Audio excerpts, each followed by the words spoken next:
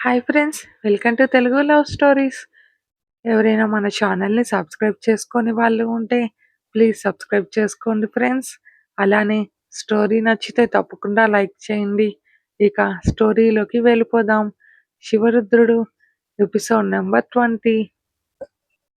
కారాగడంతో car దిగి పద అంటున్న ప్రతాప్ని చూసి ఫెయిరివ్వవా అంది శివన్య.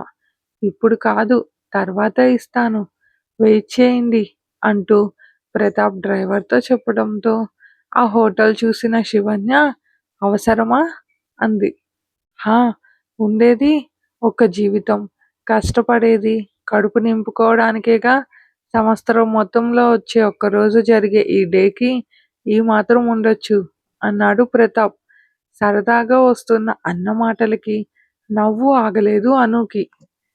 నవ్వు ఆపుకుంటున్న అనుని చూసి నా డైలాగ్స్ నాకు చెప్పకు రుద్రా, నీ ఇష్టం ఈ రోజంతా, నేను నోరు తెరవను అంది శివన్య మూతి ముడిచి.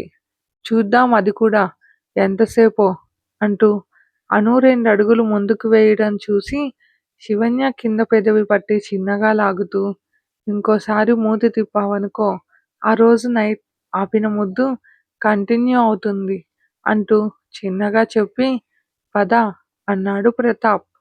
ఫాస్ట్గా మూవ్ అవుతున్న అతని మూమెంట్స్ చూసి అతని బిహేవియర్కి పెరిగిన గుండె దడని కంట్రోల్ చేసుకుంటూ వాళ్ళతో లోపలికి వెళ్ళింది.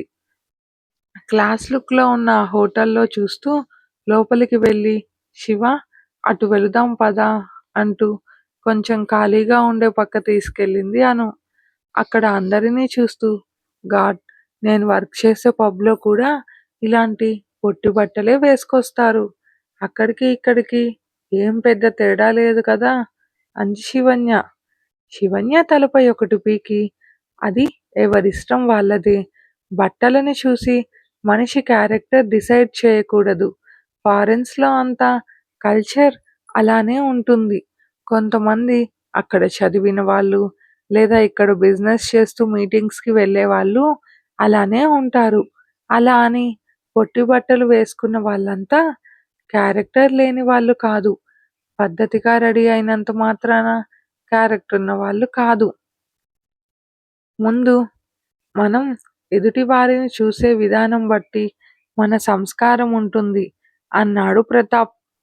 ఏంటో నేను ఒక్కటి అంటే ఇలా చరిత్ర చెప్పడం నీకు అలవాటు, అయినా నీ మాటలకి నేను ఇంప్రెస్ అయ్యాను రుద్రా అంది శివన్య. హే, ఇక అవన్నీ వదిలేసి ఏం కావాలో చూడు అని అను అనడంతో ఈరోజు మనం నాన్ వెజ్ తినము, సో ఏదో ఒకటి మీరే ఆర్డర్ చేయండి అంది శివన్య. లంచ్ చేసి గంట తర్వాత బయటకు వచ్చారు. ఇంకెక్కడికి నెక్స్ట్ అంది శివన్య.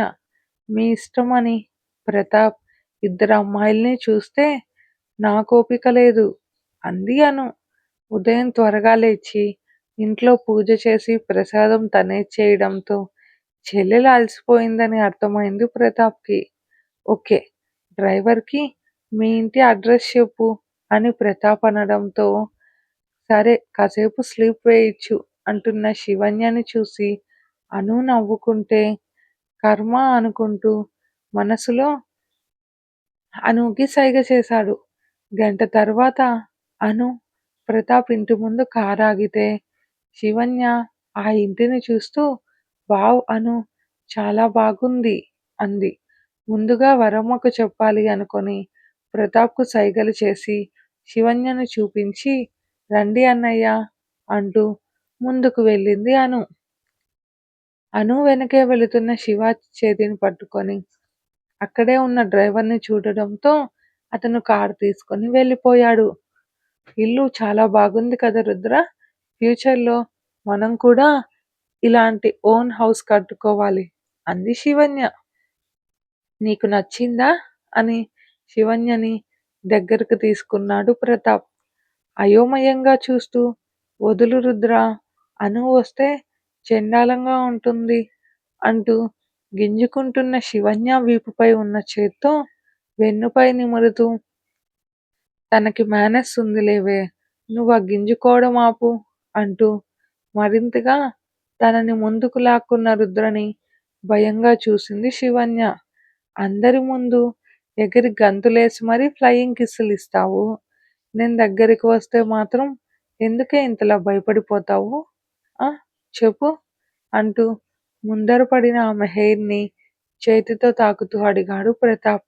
అయినా అలానే చూస్తున్న శివన్యని చూసి నిట్టూర్చి ఆ కళ్ళు దించు. నువ్వు చూసే చూపుకి ఏదో నేను నిన్ను బలవంతం చేస్తున్నట్లు అనిపించి మూడు మొత్తం దొబ్బింది అంటున్న ప్రతాప్‌ని చూసి ఏంటో ఈ లాంగ్వేజ్ నేను నీ దగ్గర అస్సలు ఊహించలేదు అంది శివన్య. అడిగిన దానికి తప్ప అన్నింటికీ ఆన్సర్ చేస్తావు. నీకిష్టం లేకపోతే వదిలేయ్ అంటూ శివన్య చుట్టూ ఉన్న చేతులు తీసేలోపు కోపగించుకోకు రుద్రా అంటూ అతని నడుము చుట్టూ చేతులు వేసి చెస్ట్ పై తలపెట్టింది శివన్య. ఇంకా కూడా ఒకడుగు దూరంలోనే ఉన్న శివన్యను దగ్గరకు లాక్కొని గట్టిగా హగ్ చేసుకుంటూ నేను దగ్గరకు వస్తే ఇబ్బందిగా ఉంటే చెప్పు శివ అన్నాడు ఆమె తలపై గెడ్డం పెట్టి కళ్ళు మూసి. ఇబ్బంది కాదు రుద్రా, భయం. అది చిన్నప్పటి నుంచి ఉంది అంది శివన్య. అంటే అన్నాడు ప్రతాప్ అర్థం కాక. అంటే నేను అమ్మమ్మకి ఆరోగ్యం బాలేదన్నప్పటి నుంచి ఆశ్రమంలో ఉన్నా. ఎన్ని చేతులు మమ్మల్ని పసిపిల్లలు అని లేకుండా కూడా తాకాయో. నాకు కొంచెం ఏజొచ్చాక అన్నిటి నుంచి తప్పించుకుంటూ తిరిగి ఇలా ఉన్నాను. మరి పసిప్రాయంలో కూడా ఏముంది రుద్ర? ఆ స్వచ్ఛమైన నవ్వులు చూసి కూడా ఎలా ఇబ్బంది పెడతారు? ఆ చిన్ని ప్రాణాలను కూడా ఏం చేయలేకపోయినా తడుముతూ ఆనందపడతారు. ఈ లోకంలో ఎందుకింత చెడు బుద్ధి? నాలాంటి ఆడపిల్లలు ఎంతోమంది బలి అవుతున్నారు. నాకే గనుక అన్నింటినీ మార్చే శక్తి ఉంటే ఆడపిల్లలకు ఎటువంటి ఇబ్బంది లేని జీవితం ఇవ్వాలనిపిస్తుంది. ఆడపిల్లలనే కాదు, అనాథలుగా ఉన్న అందరి జీవితాలకి ఇవ్వలేకపోవచ్చు. ఊహ తెలిసేదాకా నీడని అయినా ఇవ్వాలని ఉంటుంది అంది శివన్య ఏడుస్తూ. ఆమె మాటలు విన్న ప్రతాప్ మనసంతా బాధగా అయిపోవడంతో మరి మీ అమ్మగారు అన్నాడు. నాన్న నాతో మాట్లాడేదే ఒక ముక్క. ఇక పిన్ని అయితే పూర్తిగా ఆశ్రమం నుంచి నన్ను రాకు అంటుంది. అమ్మే గనుక ఉంటే నాకెందుకు ఈ శిక్ష అంటూ కళ్ళు తుడుచుకొని ఇవన్నీ చెప్పి నిన్ను బాధ పెడుతున్నాగా. But I promise you Rudra, నా శరీరం ఇంకా ఏ వెధవకి బలి అవ్వలేదు అంటున్న ఆమె మాటలు పూర్తి కాలేదు.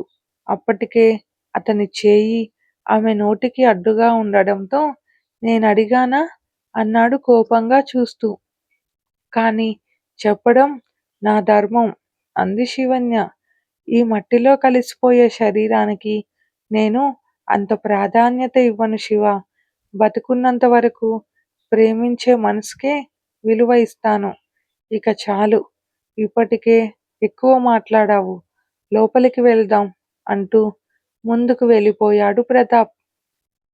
భారంగా ఊపిరి పీల్చి వదులుతూ తనని తను కంట్రోల్ చేసుకొని ఎప్పటిలా నవ్వు మొహంతో ప్రతాప్ వెనకే వెళ్ళింది శివన్య. కానీ ఆ క్షణం ఆమెకు తెలియదు తనిప్పుడు చెప్పిన మాటల వలన కొన్ని వేల మందికి ఆశ్రయం, ఉపాధి కలుగుతుందని.